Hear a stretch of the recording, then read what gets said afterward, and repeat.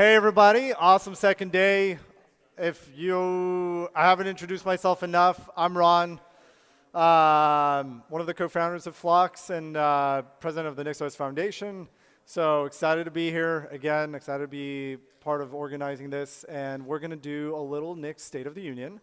We love to do this because Nix has so much happening that it's good to kind of remind ourselves what's been going on, take a quick pause, and take a look at things.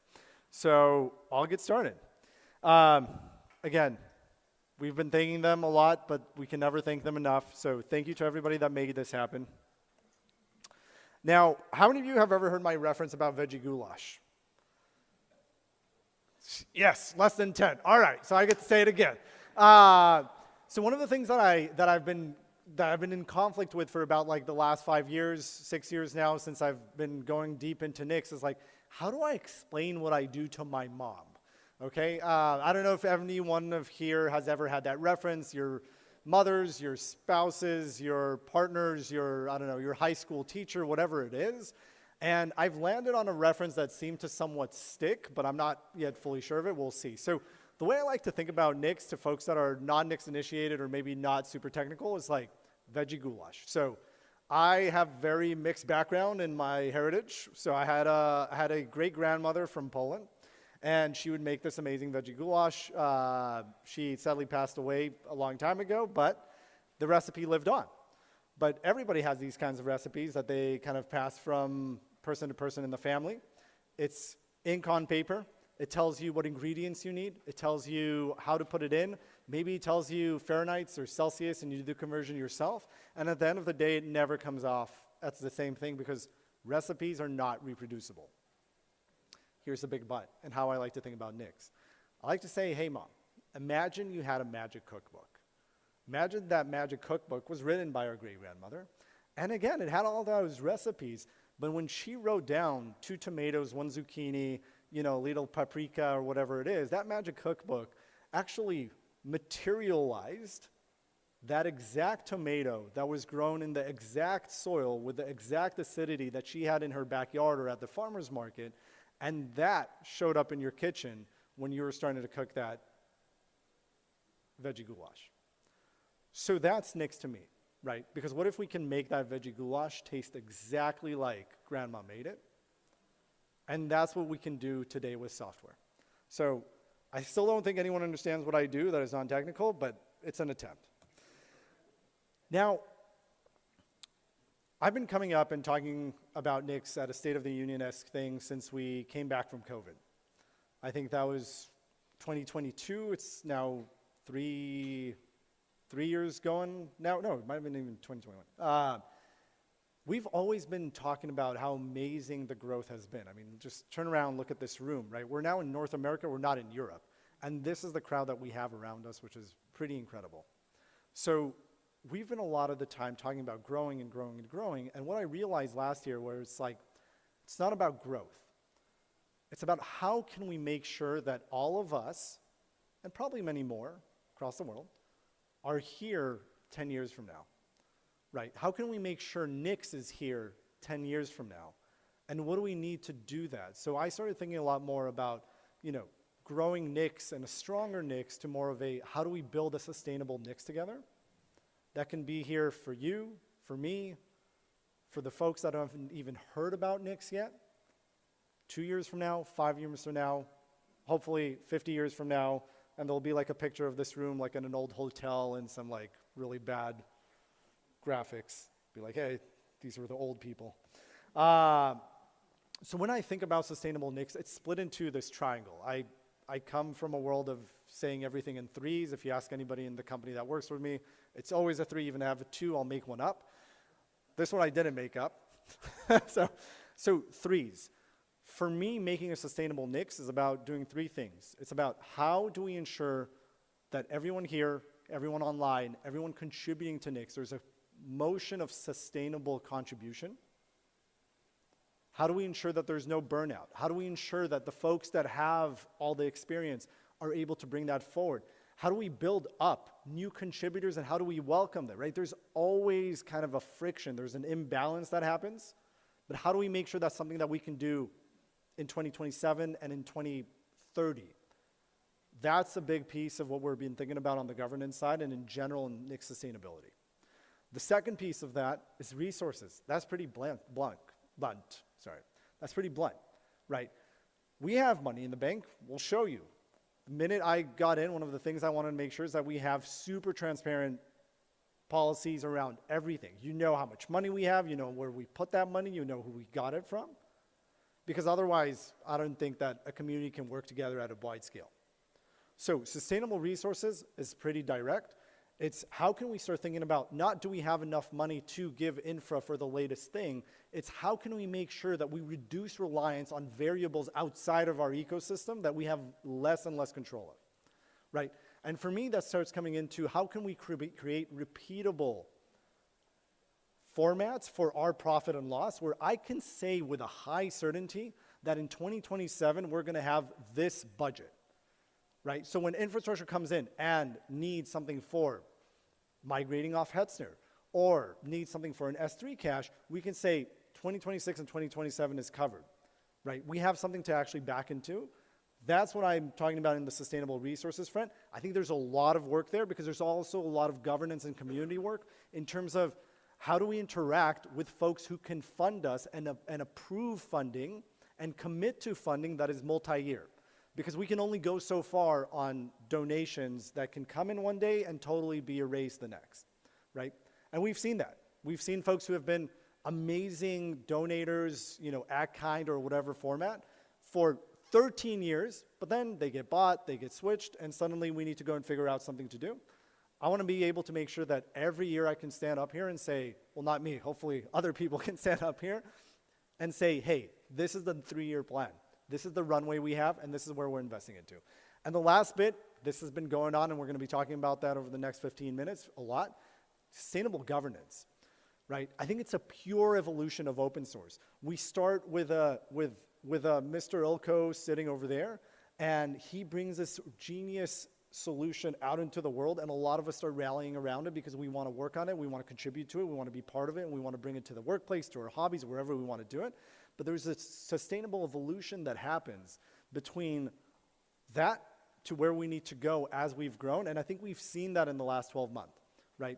Not to get too deep into it, but things like having an SC, having a foundation, how do they work together, having formal teams is big here.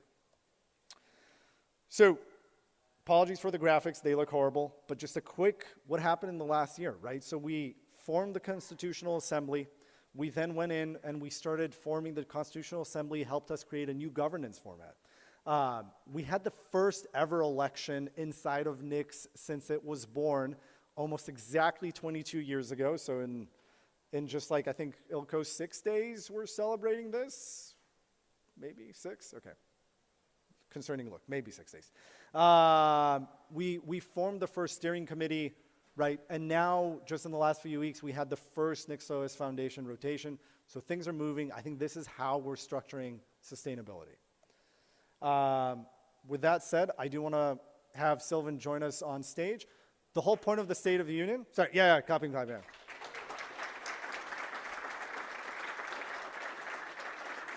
Yeah, it's not. The whole point of the State of the Union is to bring amazing folks that are just out here live with us to talk about the things that they're doing. So thank you, Sylvan. Yeah, hello. Does this work? Let's see. Test, test. That works. All right. Yes, I'm Infinisil Sylvan from Tweak, and I've been very involved in restructuring the governance in the last year. And so I just want to present the steering committee. I'm not on the steering committee, but I was part of the lead in the elections for the steering committee.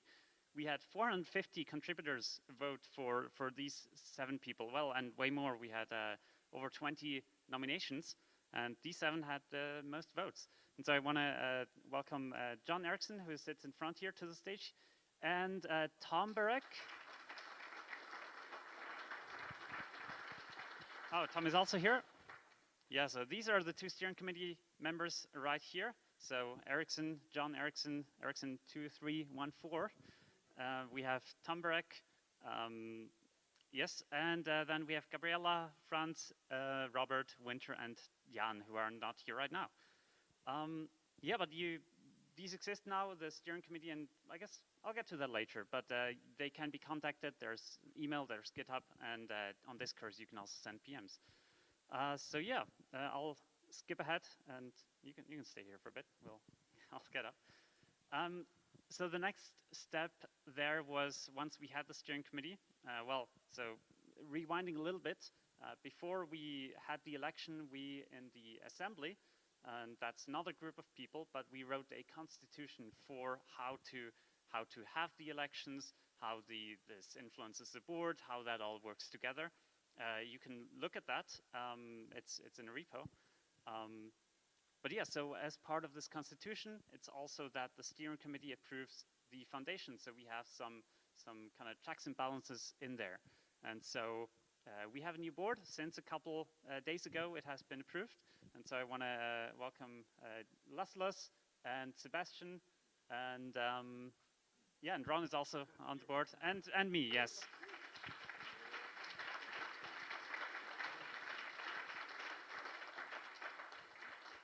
And we also have Ryan Trinkle, who I think should be here, but we haven't seen him, so hopefully everything's good there.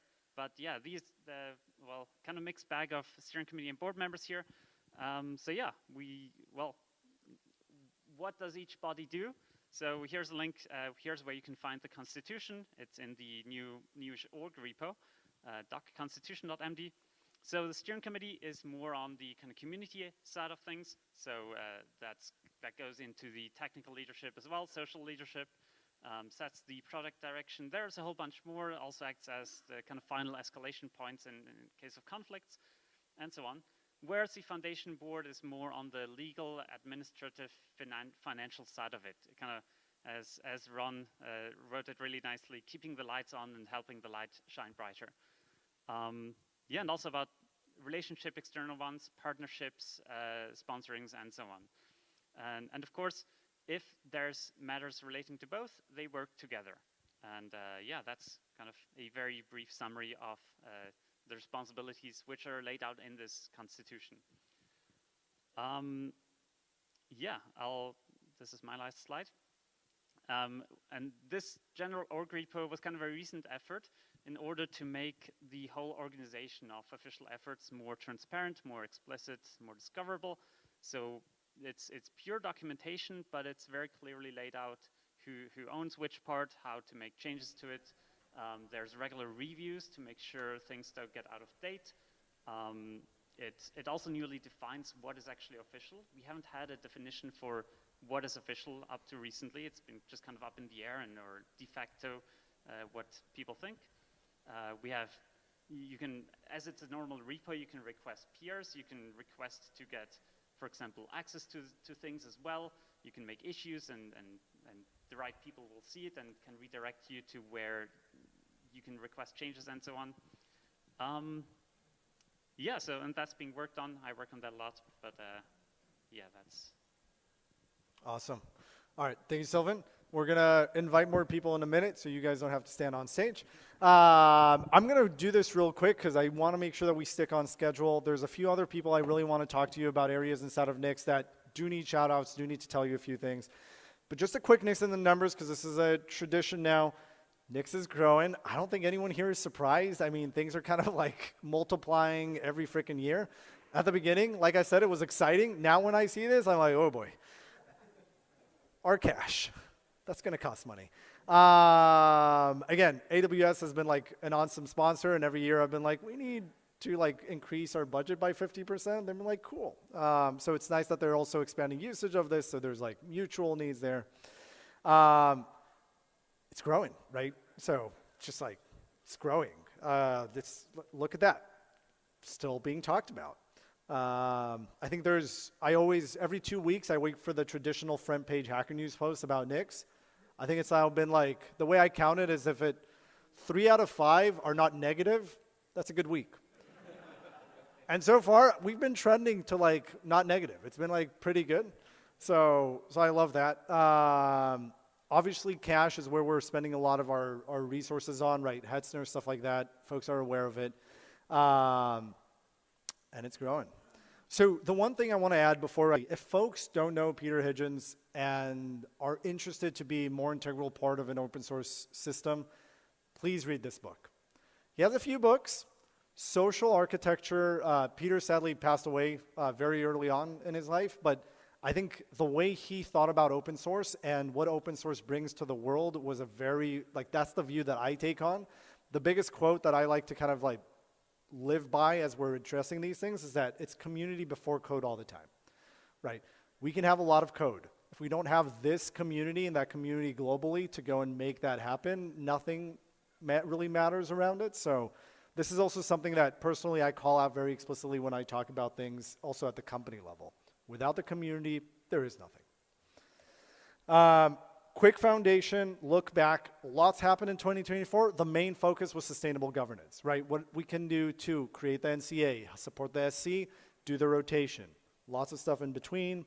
And looking forward, we're going to be formally putting together that rotation. There's a bit of paperwork that needs to be signed, sent over to some Dutch folks, and all that fun. And then there's going to be some formal 2025 planning. We already have some things in mind, but at this point, I really don't want to speak as a solo person. There's a team. I want that team to come together and kind of talk to the community about that. Transparent financials. So we're good. We have the funding that we need. We're good for 2025. Just a little bit of like a look at things. Most of our losses are indeed on the cash side. And then after that, there's obviously Hetzner and hosting and a bunch of other things, but I'm trying to really make this quick. If you're new to Nix, there's so many resources out there. Everything from discourse to the matrix, the community is super amazing. There's no such thing as a stupid question. There's also awesome initiatives run by individuals in this community called like things like Nix Academy. So if you're looking for Jacek, he's right over there. He's just purely focused on helping you understand Nix better, which I think is really, really amazing.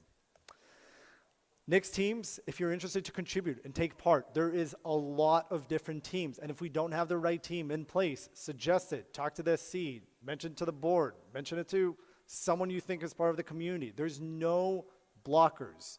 I want to make that explicit. If you have an idea, let's talk about it. That's the whole point of open source. I'm going to welcome Tom back to the stage to talk a little bit about Summer of Nix and infrastructure really quick because we're tight on time and there's like one or two more people I want on here.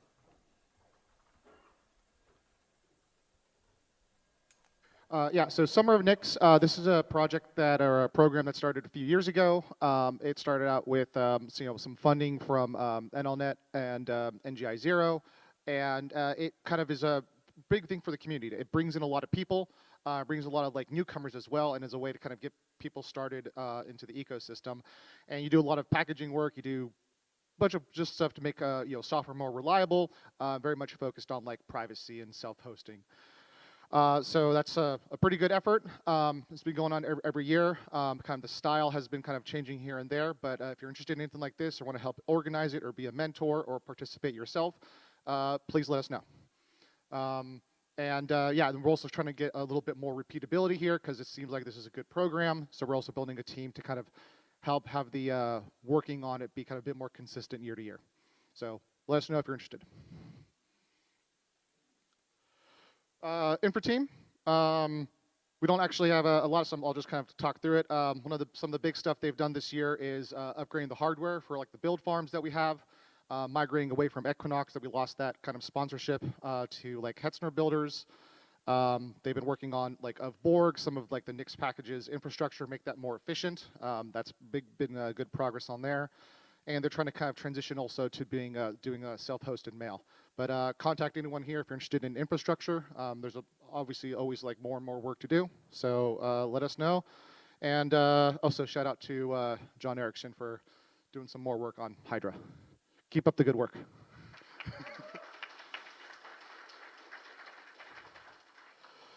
All right, infra team works on like the build and cache. Has some details here, but there's all sorts of services that are for the community there. And yeah, so I guess we'll just go with that for interest of time. But if anyone's interested in any of this sort of stuff, please contact infra team and get involved because this whole thing is like very volunteer driven, and well, we need more volunteers. That's you. Sweet. Last list. We're doing hot swaps over here. Thank you Okay. guys for bearing with So us. moderation, since the last NixCon, we added Alexander as new moderator, and Hexa and Endocrimes left us from the moderation team. They did a good job, so thanks for them. And since with this, the whole moderation team basically rotated since the last year. So I'm the oldest moderator now, and that's basically it. Next. Sylvan. Sylvan. Sylvan again. Okay, here's Sylvan. Oh, that's me? It seems so. I didn't think so. Oh. So if it's not you, you can skip it. Next one. Sure. Yeah, formatting team. So I'm the non-governance related thing I've been doing is the formatting team. So it's a Haskell code base. Became official the last year, and we're currently working on it being used in Nix packages. 2 new members just last week, and Tom was also actually a previous member. But yeah, so currently big PRs. First one was merged. Second one is being worked on right now. Hopefully, being merged in the next couple of weeks. After this, you will be able to set up your code editor to automatically format with Nix FMT, and won't have to bother with formatting things ever again in Nix packages. So very excited for that.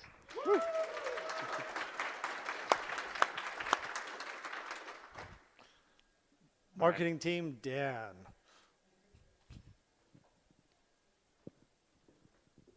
And by the way, I want to call out that if you're seeing multiple people in multiple teams, that's a sustainability issue. So just keep that in mind.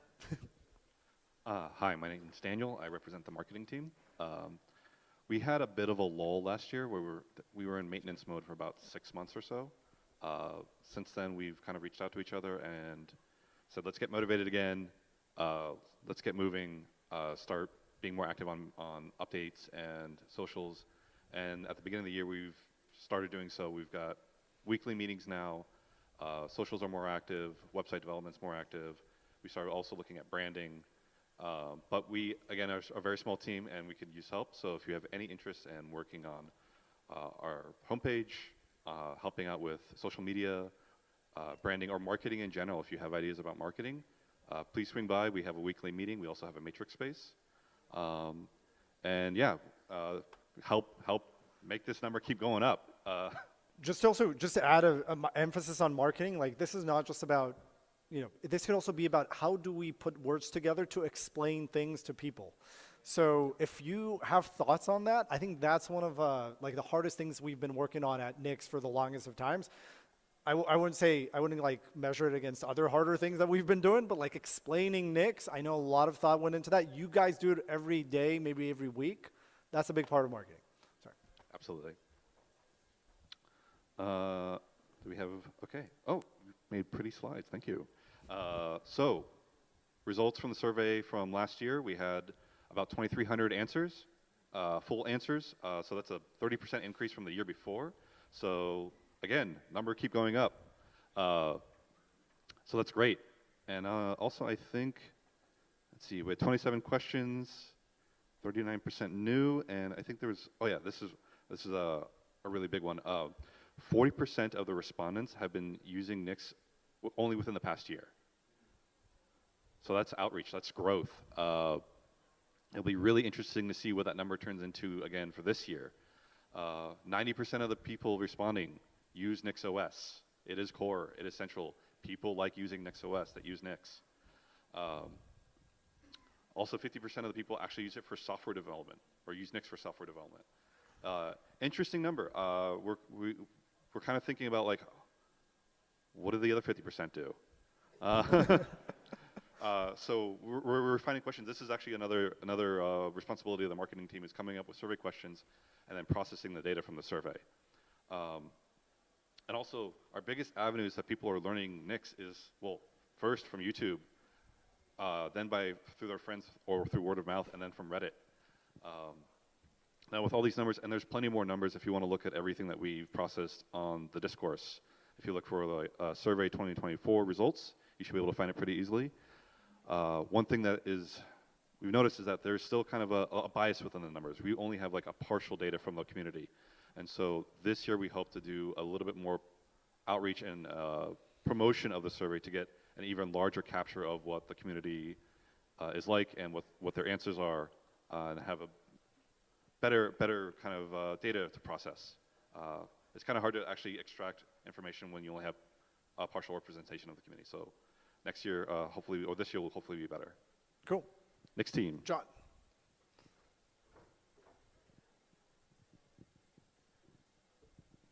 Hello. You see me already. I'm John from the Knicks team. So yeah, but first let's recap what we've been doing. We meet twice a week to triage and review, and doesn't say it, but also do development work. Please come to our meetings. They're supposed to be fully public. They're on the calendar. And additionally, you can find us in Knicks Dev, Nixos.org on Matrix for all your rest of the week needs. We've done a number of releases. I think, yeah, 226 was the last one most recently, and 227 is about to come out. And we've done a few major projects around contributor experience. The Mason rewrite is finally all done. Some core things from me and a bunch of the second and third and fourth, 90% from Robert. Thank you, Robert. Modularization and layers. There's now, with the Mason stuff, more separation. And build times, again, leveraging the Mason stuff, and along with the layering, more separation, so that if you only change a CLI thing, let's say we're not going to rebuild the core libraries beneath it. Likewise, we've also been talking about how to finally bring our experimental features to a close, more on that later, and incrementally stabilize things so that that was shrinking. This year, I think the biggest thing we should do, and this is also just tentative, but we've started talking about it, is make a public roadmap. Every time I come to these conferences, I'm always sort of mortified on just how opaque we all are to most of you in terms of what's the plan, what the hell are we doing. So that needs to change. And along with that, increase the pace. So find more contributors and find more time and funding for ourselves in addition. You know, the roadmap and the plan and the resourcing, all that naturally works in synergy so we can really make big strides and make cool stuff. And again, a big part of that roadmap has to be shrinking the number of experimental features so there's more clarity about what's going on and, you know, where we're at. Lastly, contributor graph, like all the other graphs, line goes up. It says October 23, but no, it goes to 2024. Line still goes up. I think that's the next slides. Thank you so much. Thanks, John. All right. So I want to be short here. There's a lot of things going on. There's a documentation team. There's a general effort between the SC and the board now that we're going to be kicking off in 2025. Not kicking off, but continuing to invest in regarding team empowerment. Obviously, there's release management happening. Tristan Ross is, by the way, somewhere here in the conference doing cool. Oh, there he is. Talk to him about it. There's a lot of things happening there as well. Speeding through this all doesn't matter. That's my dog. He's gotten really big. He's actually here. He wasn't allowed to go into the conference, so if anybody wants to see him, I'll bring him in the afternoon. The one thing I will say is we have a traditional end of conference photo. If you're down for getting your picture, after the event ends, after the last session stops, I'm going to shout somewhere in the open space, we're going to get up here, we're going to take a picture, it's going to be really beautiful, and we're going to be the best looking open source community on Forbes at some point. Nix coins. So Ross gave us a little whirl this time around. We've been having Nix coins for a few years now. Now we have Nix Squircle. How do you call that? It's like a square with. Thank you. That we now have that. That's cool. Go check it out. Otherwise, really appreciate you all being here. Really appreciate this being this first Planet Nix. Thank you that everyone took part in speaking up here. Yes, Fareed.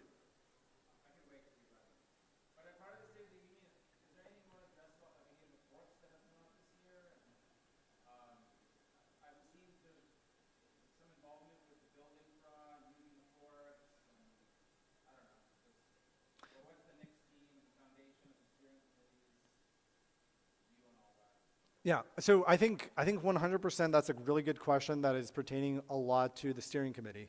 And I don't know how much time I have, but I think that's something that I definitely want to talk about. So I'm looking at Zach, he's saying 0. In general, I just want to give my personal opinion. Like, we now have a new board, so hopefully now we can go kind of standardize some of these things. My personal opinion on, sorry? Sorry, repeating the question, it's kind of like what's going on with all the forks, what's our stance on the forks, what's the steering committee foundation doing in all that regard. My general stance on forks is like, this is what it means to be open source. If you have a better way to do something and forking is the right option and you fork and you do it better, then eventually, like, why shouldn't we all learn and continue to grow together? That's like my general mindset. I do want all the folks working on Nix related things to think about it as one ecosystem and not more of a, hey, you know, I'm going to go off here and do something really cool. I've been following a lot of TVIX. They've been doing some really cool things. Like, there's really cool people out there, really smart people building really smart things. So in general, I would love to see us have more coming together and making things better in general. But I do promise that if you do have questions, that's why steering committee here, board is here.